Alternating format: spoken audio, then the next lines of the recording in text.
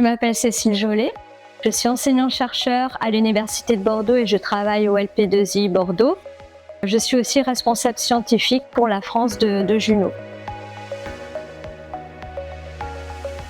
Je travaille au sein de l'expérience Juno depuis environ 10 ans. Et depuis 10 ans, j'ai travaillé sur la simulation et l'analyse de données. Juno va chercher à déterminer la hiérarchie de masse des neutrinos, c'est-à-dire quel est le neutrino le plus léger. On a deux hypothèses. Soit le neutrino le plus léger, c'est le neutrino qu'on appelle nu1, ou alors c'est le nu3.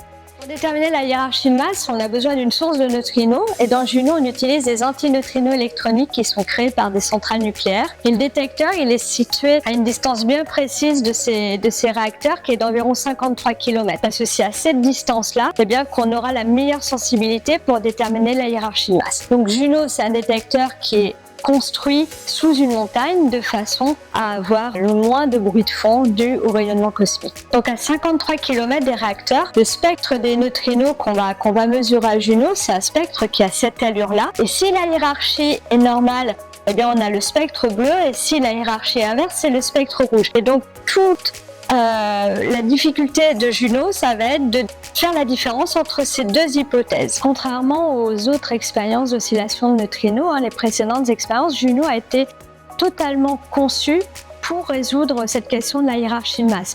Donc il y a la distance entre la source et le détecteur, les 53 km, mais il y a aussi les performances du détecteur en soi. C'est-à-dire que c'est un détecteur de grande taille, on a une sphère de 35 mètres de diamètre, on a une cible énorme, 20 kilotonnes, et puis on a plein de photomultiplicateurs tout le long de cette cible qui vont permettre de reconstruire l'énergie avec une très très bonne résolution en énergie.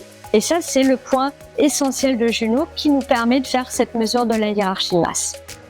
La construction du détecteur a duré environ 10 ans et on avait préparé toute l'analyse de données sur des simulations. Alors forcément, quand les premières données sont arrivées, c'était un moment excitant de voir si tout ce qui avait été fait collait avec nos attentes.